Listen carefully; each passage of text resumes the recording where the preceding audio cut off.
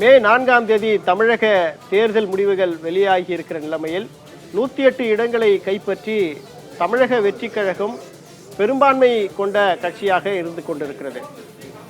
அவர்கள் 108 இடங்களை வைத்திருக்கிற காரணத்தினால தொடர்ந்து தமிழக ஆளுநரை சென்று சந்தித்து ஆட்சி அமைப்பதற்கு எங்களுக்கு நீங்கள் அனுமதி வழங்க வேண்டும் என உரிமை கோரி வந்தார்கள். இந்த நிலைமையில் தமிழக ஆளுநர் அவர்கள் 118 சட்டமன்ற உறுப்பினர்களோடு நீங்கள் வரும் பட்சத்தில் அதற்கான அழைப்பை நான் விடுக்க தயாராக இருக்கிறேன் என தமிழக வெற்றி கழகத்தினுடைய தலைவர் விஜய் அவர்களிடத்தில் சொல்லி அனுப்பியிருந்தார். இந்த நிலைமையில் தங்களுக்கான ஆதரவை தேடும் பணியில் கடந்த 3-4 நாட்களாக அவர்கள் இறங்கி இந்த நிலைமையில் அவர்களுடைய அந்த நோக்கம் அவர்களுடைய அந்த தேடுதலுக்கு வெற்றி கிடைத்திருக்கிறது என்றுதான் நாம் சொல்ல வேண்டும். அவர்கள் 108 சட்டமன்ற உறுப்பினர்களை வைத்துக்கொண்டு தங்களுக்கு ஆதரவு வழங்க வேண்டிய கட்சிகள் முன்வரலாம் என்ற கோரிக்கையை அவர்கள் வைத்தார்கள்.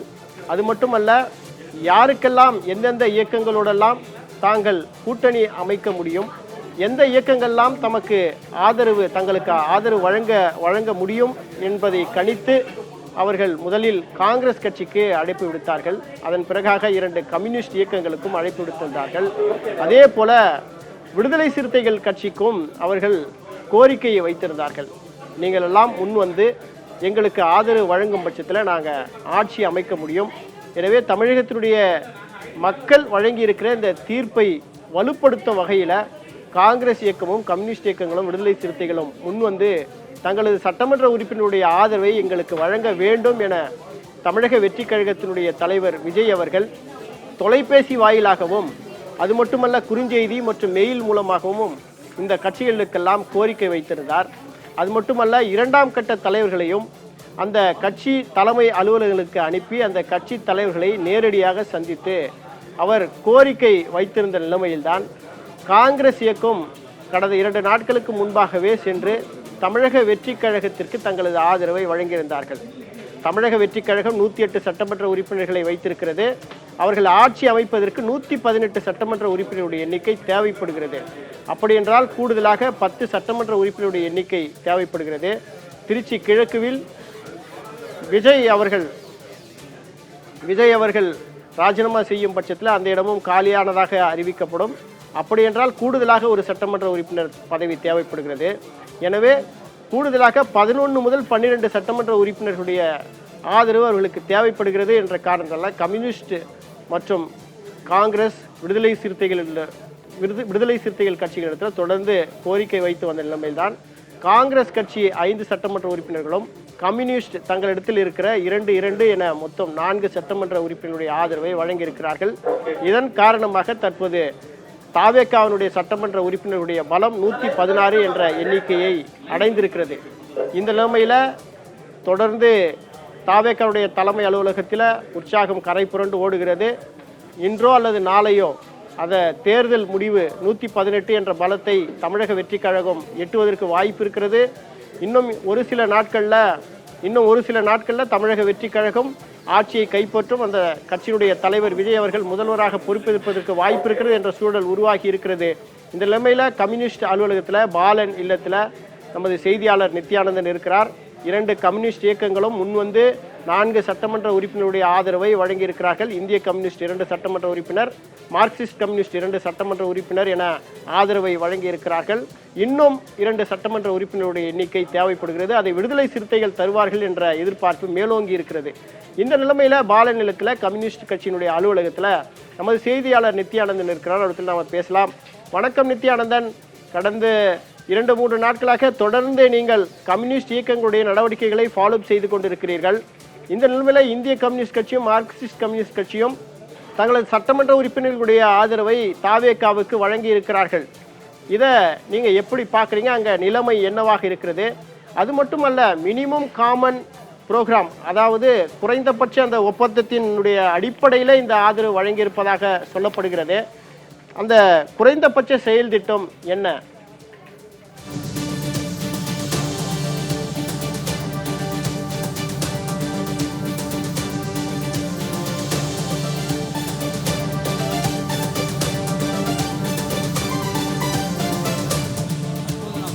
இல்லத்தில் இருக்கிறோம். இந்திய கம்யூனிஸ்ட் கட்சியுடைய அலுவலகத்தில் இருக்கிறோம். பாலநிலத்தில் மிக முக்கியமான நிகழ்வு என்பது சரியாக ஒரு 20 நிமிடத்திற்கு முன்பாக நடந்தது. தமிழக வெற்றி கழகத்துடைய மூத்த தலைவர்களில் ஒருவராக இருக்கக்கூடிய CTR நிர்மல்குமார் வந்து அந்த ஆதரவு கடிதத்தை வாங்கி சென்றிருக்கிறார். அது மட்டுமல்லாமல் மிக முக்கியமாக மார்க்சிஸ்ட் கம்யூனிஸ்ட் கட்சியும் இன்னும் ஒரு சில நிமிடங்களுக்குள்ளாக அவர்களும் அறிவிக்க இருக்கிறார்கள்.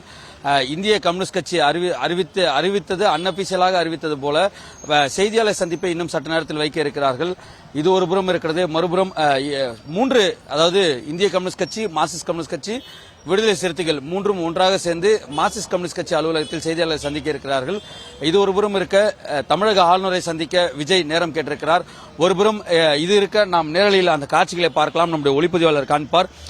தமிழக வெற்றி கழகத்துடைய தலைவர் விஜய் ஆளுநர் மாளிகைக்கு சென்றதுக்கு பிறகாக இந்திய கம்யூனிஸ்ட் கட்சி அலுவலகத்திற்கு வந்து இந்திய கம்யூனிஸ்ட் கட்சி மாநில செயலாளர் வீரபாண்டியன் மற்றும் முக்கிய நிர்வாகிகளை சந்தித்து நன்றி தெரிவிக்க வர இருப்பதாக ஒரு தகவல் வெளியாகிறது. இதன் காரணமாக போலீஸ் பாதுகாப்பு என்பது, பலத்த போலீஸ் பாதுகாப்பு என்பது போடப்பட்டிருக்கிறது. போலீஸ் பாதுகாப்பு தற்போது அதிகரிக்கப்பட்டிருக்கக்கூடிய அந்த காட்சிகளை நம்முடைய ஒளிப்பதிவாளர் கார்த்திக் நமக்கு காண்பிக்கக்கூடிய அந்த காட்சிகளை பார்த்து வருகிறோம். இது ஒரு புறம் இருக்க, மறுபுறத்தில் CPM அலுவலகத்திற்கும் செல்ல இருக்கிறார். அது ஆளுநர் மாளிகைக்கு சென்று அதன் பிறகு வந்து இங்கே சந்திக்கிறாரா, அல்ல அதற்கு முன்னதாக வந்து பார்த்ததற்கு பிறகாக அவர் இங்கிருந்து செல்ல இருக்கிறாரா என்ற ஒரு கேள்வி மட்டும் இருக்கிறது. ஆகவே தவேகாவுடைய தலைவர் விஜய் இந்த பகுதிக்கு வர இருப்பதன் காரணமாக கூடுதல் போலீஸ் பாதுகாப்பு என்பது போடப்பட்டிருக்கிறது. இந்திய கம்யூனிஸ்ட் கட்சியுடைய அலுவலகத்தில் சுற்றி இருக்கக்கூடிய அனைத்து வாயில்களிலும் போலீஸ் பாதுகாப்பு என்பது பலப்படுத்தப்பட்டிருக்கிறது. என்றால் கிட்டத்தட்ட அவருக்கு அந்த 118 எண்ணிக்கை என்பதே தேவைப்பட்டிருந்தது. தற்போது அந்த எண்ணிக்கையை எட்டக்கூடிய அளவிற்கான மார்க்சிஸ்ட் கம்யூனிஸ்ட் கட்சி 2 கொடுத்துவிட்டது, காங்கிரஸ் 5. ஆகவே அதிகாரப்பூர்வமாக தற்பொழுது வரை அந்த 108, காங்கிரஸ் 5, 113, இந்திய கம்யூனிஸ்ட் கட்சி 2, 115 அதிகாரப்பூர்வமாக கிடைத்துவிட்டது. இன்னும் 3 தான் 118க்கு தேவை. ஆகவே மார்க்சிஸ்ட் கம்யூனிஸ்ட் கட்சி 2, VCK 2 என்று கொடுக்கும் பொழுது 219 கிடைக்கும். விஜய் திருச்சி கிழக்கை பதவி ராஜினாமா செய்வார். அந்த திருச்சி கிழக்கில் வெற்றி பெற்றதை புரோட்டம் ஸ்பீக்கரிடம் சென்று அவர் அந்த வெற்றி பெற்ற அந்த கடிதத்தை நான் அந்த தொகுதியிலிருந்து நான் விடுவிக்க செய்ய வேண்டும் என்று அவர் கடிதம் கொடுக்க வேண்டும். கடிதம் கொடுத்ததுக்கு பிறகாக தான் அவர் முதலமைச்சராகவே பதவியேற்க முடியும். ஆகவே புரோட்டம் ஸ்பீக்கர் இப்ப யார் என்பதுதான் கேள்வி. ஆகவே அந்த தற்காலிக சபாநாயகரை சந்தித்து தமிழக வெற்றி கழகத்துடைய தலைவர் விஜய் அந்த திருச்சி கிழக்கு தொகுதியை நான் ரிசைன் செய்கிறேன், ராஜினாமா செய்கிறேன் என்ற ஒரு கடிதத்தை வழங்க வேண்டும். கடிதத்தை வழங்கியதற்கு பிறகாக தான் முதலமைச்சராக அவர் பதவியை ஏற்க முடியும். என்றால் மக்கள் பிரதிநிதித்துவ சட்டத்தின் அடிப்படையில் 2 பதவிகளில் ஒரு நபர் இருக்க முடியாது.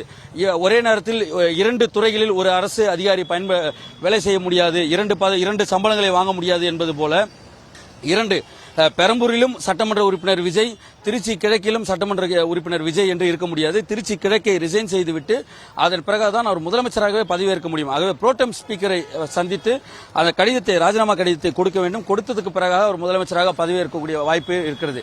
ஆகவே அதற்கு முன்னதாக ஆளுநரை சந்திக்க வேண்டும். இன்று இரவு ஆளுநர் கேரளாவிற்கு புறப்பட இருக்கிறார். ஆகவே அதற்கு முன்னதாக சென்று இந்த ஆதரவு கடிதங்களை எல்லாம் கொடுக்க வேண்டும். கொடுத்ததுக்கு பிறகாக தனக்கு 119 ஆதரவு இருக்கிறது, அதாவது அந்த திருச்சி கிழக்கை கழிக்கும் பொழுது 118 இருக்கிறது என்று அவர் ஆதரவு கடிதத்தை கொடுத்தால் ஆளுநர் தேதி குறிப்பிடுவார். நாளை அல்லது 12ஆம் தேதி பதவியேற்பதற்கான வாய்ப்பு இருக்கிறது.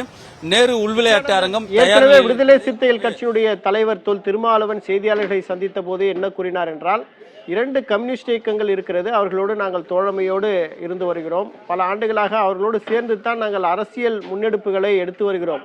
அப்படி இருக்கும் பொழுது தாவேகாவுக்கு ஆதரவு தருவது தொடர்பாக கம்யூனிஸ்ட் இயக்கங்கள் என்ன முடிவெடுக்கிறார்களோ அதை ஒத்து எங்களது முடிவு இருக்கும் என்று தெரிவித்திருந்தார். அப்படியெனில் இப்போது 2 கம்யூனிஸ்ட் இயக்கங்களும் தங்களது ஆதரவை தாவேகாவுக்கு வழங்கியிருக்கிற நிலைமையில விடுதலை சிறுத்தைகளும் தங்களது ஆதரவை தாவேகாவுக்கு வழங்கிவிட்டார்கள் என்று நாம் எடுத்துக்கொள்ளலாமா?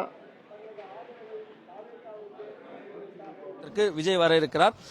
தோழர் நல்லக்கண்ணையாவுடைய படமும் வெளியே வைக்கப்பட்டிருக்கிறது. விஜய் மரியாதை செலுத்தியதற்கு பிறகாக உள்ளே செல்வதற்கான வாய்ப்புகளும் அதிக அளவில் இருக்கிறது. ஆகவே விஜய் வருவதற்கு முன்னதாக தற்பொழுது காவலர்கள் இந்திய கம்யூனிஸ்ட் கட்சி அலுவலகத்திற்கு உள்ளே பாதுகாப்பு ஏற்பாடுகளை பலப்படுத்துவதற்காக செல்லக்கூடிய அந்த காட்சி